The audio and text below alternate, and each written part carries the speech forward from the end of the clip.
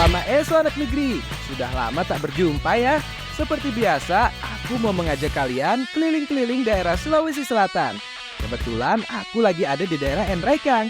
Di sini banyak terdapat perkebunan maupun persawahan. Ngomongin soal sawah nih, biasanya kan sawah hanya ditanami padi saja ya. Tapi ternyata selain ditanami padi, sawah pun bisa menjadi tempat budidaya ikan loh. Kebetulan petani dan warga desa Parombean ini sedang menangkap ikan mas yang hidup di sawah. Mana Caca? Tidak ada. Ini. Dapat. Jadi biasanya masyarakat Enrekang, khususnya para petani mengenal istilah mina padi atau menanam padi sembari memelihara ikan. Nah, ikan yang dipelihara ini adalah ikan mas atau baby fish. Wah, gede besar. Ayo cari lagi yang lebih besar. Ini. Cari lagi. Oh iya, untuk membuat mina padi tidak sembarangan ya. Yang harus diperhatikan, irigasi airnya harus baik dan tidak boleh surut ataupun mengering. Sedangkan jenis ikan yang dipilih adalah jenis ikan yang pertumbuhannya cepat, tahan terhadap penyakit, dan berwarna cerah. Contohnya seperti ikan mas, ikan nila, maupun ikan koi. Keren banget nih warga desa Parombean ini. Walaupun airnya coklat dan berlumpur, namun penglihatannya masih tajam. Tuh lihat, banyak kita dapat ikan masnya. Ikan mas yang hidup di sawah ini memang besar-besar. Soalnya ikan-ikan ini lebih mudah mendapatkan pakan alami. Sedangkan kotoran dari ikannya bisa menjadi pupuk organik yang sangat baik bagi pertumbuhan padi. Jadi sekarang kita sudah nangkap ikan bersama dengan warga-warga desa Parombean. Di ladang di sawahnya. Waktunya sekarang kita mau masak. Ikan mas yang sudah ditangkap ini mau kita olah menjadi makanan khas Enrekang. Setelah kita ambil ikan di daerah Waimalino, desa Parombean, waktunya kita masak ikan bundu-bundu, Tante. Ini menggunakan bahan yang banyak sekali ya, dan ini khas dari Enrekang. Ayo kita masak. Bundu-bundu merupakan salah satu makanan khas Sulawesi Selatan. Biasanya masyarakat Bugis membuat bundu-bundu dengan bahan baku ayam kampung. Namun tidak hanya ayam saja yang bisa dimasak bundu-bundu. Ikan maupun daging sapi pun bisa dimasak dengan bumbu bundu-bundu. Untuk bumbunya terdiri dari cabai merah, bawang merah, dan bawang putih yang sudah dihaluskan. Setelah itu tambahkan kemiri, potongan jahe, dan juga lengkuas. Setelah semuanya halus, baru deh tambahkan serai. Lanjut kita bikin kuahnya. Kelapa tua yang sudah diparut, lalu diambil santannya. Bumbu yang sudah dihaluskan tadi langsung saja kita tumis ya. Tumis terus sampai aromanya keluar. Setelah ditumis, baru tambahkan santan kelapanya, lalu aduk hingga kuahnya berubah menjadi lebih kemerahan. Masyarakat Enrekang masih mempertahankan resep maupun proses memasak ikan bundu-bundu secara tradisional. Hal ini sebagai bentuk penghormatan terhadap makanan warisan masyarakat Bugis. Tante, sudah matang. Bisa dimasuk ikan? Wah. Kepalanya duluan. Oke. Berbeda seperti masak gulai maupun kari, santan yang dipakai akan dimasak sampai kuah santannya mengering. Dan ikan masnya benar-benar matang sampai ke bagian dalam.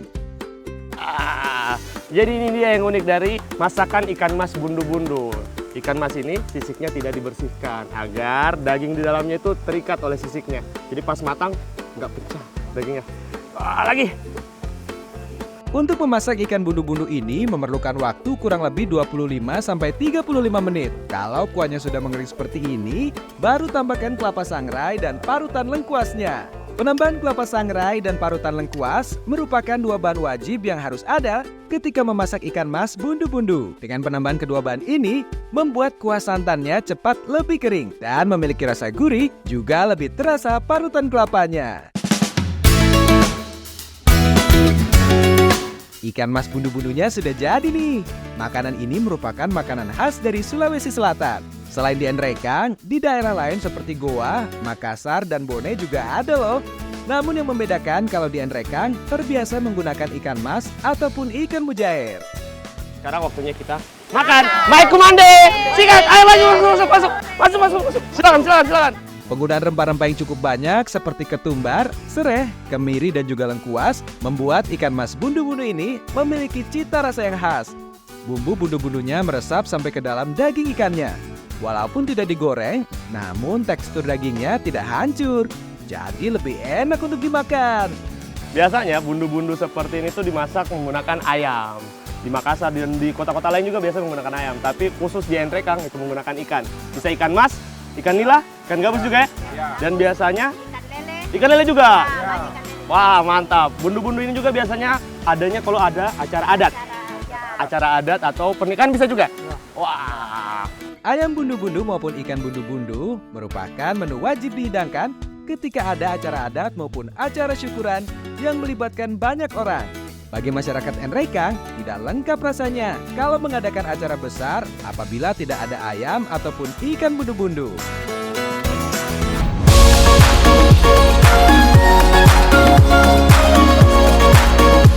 Hamparan kebun terbentang luas di Desa Mata Alo, Kabupaten Nrekang. Kebetulan nih, ada yang sedang panen kebun sayur kol. Lihat, banyak kan sayur kolnya? Kembang kol atau bunga kol merupakan jenis tanaman dari dataran tinggi. Tanaman ini bisa tumbuh subur di daerah pegunungan dengan ketinggian 800 sampai 1000 meter di atas permukaan laut. Kebetulan kembang kol di kebun ini sudah berumur 75 hari. Tandanya, kembang kol ini sudah siap untuk dipanen. Lihat, kembang kolnya seger-seger banget ya. Waduh, kembang kolnya sudah habis dipanen nih. Eits, tapi tenang. Memang dari awal kita tidak mau memanen kembang kol kok. Tapi kita mau cari tarukolo. Penasaran kan bentuknya seperti apa? Langsung saja kita cari tarukolonya. Ini dia, tarukolo atau tunas sayur kol. Nah, tunas sayur kol ini akan muncul setelah proses panen ya. Ada panen sayur kol. Enak sih. Enak. Coba ya. Rasanya tuh agak-agak pahit gitu ya tante. Tapi enak, gurih. Tarukolo merupakan tunas kol yang tumbuh ketika kembang kol selesai dipanen. Jadi tunas kembang kol ini akan tumbuh di tangkai batang kembang kol yang sudah dipotong. Biasanya tunas ini akan tumbuh 4-6 hari setelah kembang kol selesai dipanen. Tuh lihat, bentuknya mirip dengan kembang kol ya, tapi ukurannya lebih kecil. Nah ini dia tarukolo. Tarukolo itu cuma besarnya sampai segini doang ya? Iya. Makanya tidak bisa lagi lebih besar dari sini. Iya. Apalagi sebesar ini. Iya. Sayur kol. Nah ini dia bedanya. Sayur kol, tarukolo. Walaupun umurnya sama, Iya. 2 bulan. Iya. Biasanya masyarakat Desa Mata Alo ini memanfaatkan tunas kol menjadi makanan khas dan tentunya enak di lidah.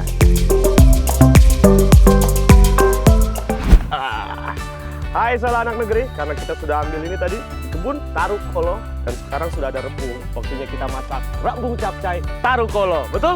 Betul. Bahan yang wajib ada dalam membuat capcay khas Nrekang ini adalah rebung atau tunas bambu muda. Oh iya, tidak semua rebung bisa dimakan ya. Salah satunya rebung bambu apus. Karena rebung bambu apus memiliki kandungan sianida yang cukup tinggi, jadi sangat berbahaya bagi tubuh.